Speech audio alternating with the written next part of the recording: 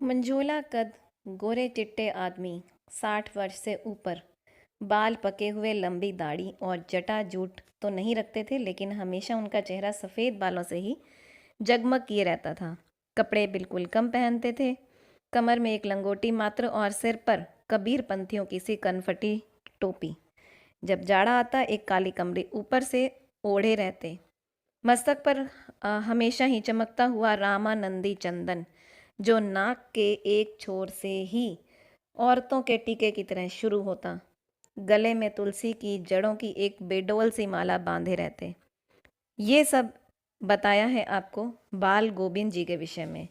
बाल गोविंद भगत, भगत नाम इनका इसलिए रखा गया है क्योंकि इनकी वेशभूषा साधु जैसी और इनका व्यवहार भी साधु जैसा। ये कमल के समान जीवन व्यतीत करते रहे, संसार में रहते भी रहे, लेकिन एक कमल की तरह से। जी हाँ, आज हमने बाल गोविंद भगत को पढ़ना है। बहुत बहुत बहुत प्रसिद्ध और सुंदर रेखा चित्र है जो कि राम वृक्ष बेनीपुरी जी का है। इस रेखा चित्र के माध्यम से लेखक ने एक ऐसे अद्भुत चरित्र का उद्घाटन किया जो मनुष्यता, सामूहिक चेतना, लोक संस्कृति का प्रतीक है। वेशभूषा या बाह्य अनुष्ठानों का कोई सन्यासी नहीं हो सकता। वेशभूषा या बाह्य अनुष्ठानों से कोई भी सन्यासी नहीं हो सकता। जो कर्म कांड कर रहे हैं या भगवा वेश धारण किए हुए, हम उन्हें नहीं कह सकते कि वो सन्यासी हैं। सन्यास का मुख्य आधार जिंदगी के मानवीय सरोकार होते हैं। इसी आधार पर लेखक को बाल गोविंद भगत एक सन्यासी की तरह से लगते हैं। साथ ही लेखक ने इस रेखा चित्र के द्वारा सामाजिक रूढ़ियों पर भी प्रहार किया है और बाल गोविंद भगत की आधुनिक सोच का परिचय दिया है। जिस तरह से वो अपने पुत्र वधू से अपने पुत्र का संस्कार करवाते हैं, क्रियाकर्म करवाते हैं और साथ साथ में उसके पुनर्विवाह के लिए भी वो कहते हैं।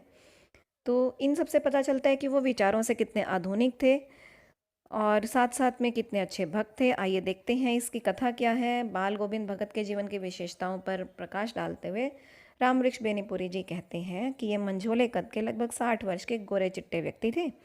तन पर मात्र एक लंगोटी पहनते और सिर पर कबीर पंथियों की तरह कनफटी टोपी धारण करते थे। वह गृहस्थ थे, उनका एक पुत्र और एक बहू भी थी। खेती बाड़ी से परिवार को चलाते थे और सन्यासियों की तरह अपना जीवन व्यतीत कर रहे थे। कबीर को अपना साहब मानते थे, अर्थात गुरु मानते थे और उन्हीं के गीतों को गाते रहते थे।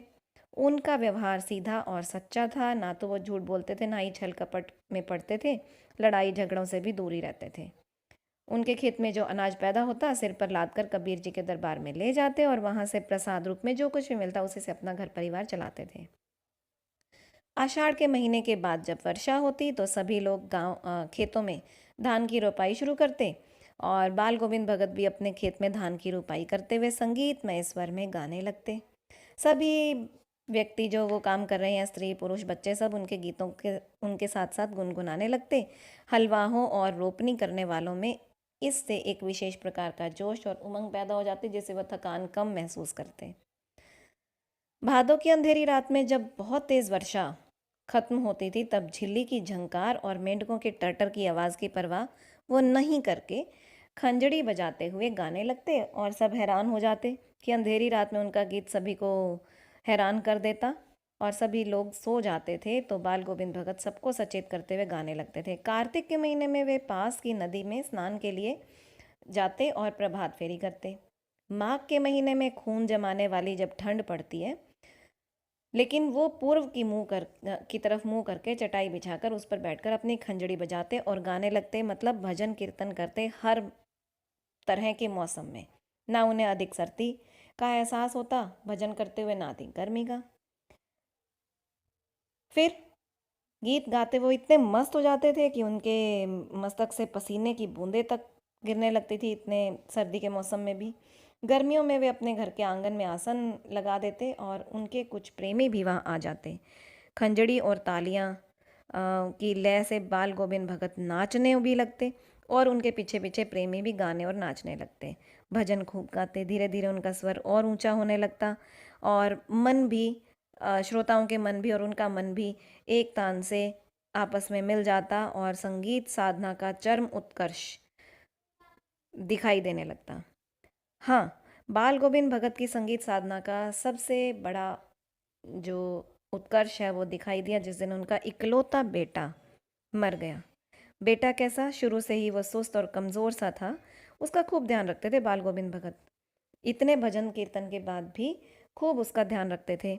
और जब बेटे की उन्होंने शादी की, उन्हें ऐसा लगता था कि ऐसे बच्चे की खूब ध्यान रखना चाहिए। जब उन्होंने बेटे की शादी की तो बहू बहुत सुशील और सुंदर आई, खूब ध्यान रखती थी घर का।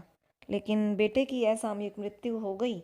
इस कारण से बेटे की जब लाश आंगन में रखी हुई थी, घर के आंगन में, फूल और तुलसी के पत्ते वहाँ बिखेर दिए गए थे, लेकिन बाल गोविंद निमग्न होकर पूरा पहले की तरह से ही गा ही रहे थे, पुराने स्वरों को गा रहे थे, लेकिन दुखी वाले।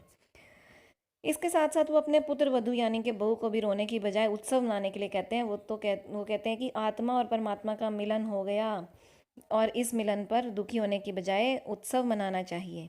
अब सभी लोग ये मानने लगे कि वो पागल हो गए हैं, लेकिन वो जो कुछ भी कह रहे थे वो पूरी तरह से सत्य था और सत्य है भी। हम संसारिक लोग इन बातों को नहीं समझ पाते हैं। फिर क्या होता है कि वो पुत्र के शव के रखे होने पर भी उत्साह सा ही कर रहे थे।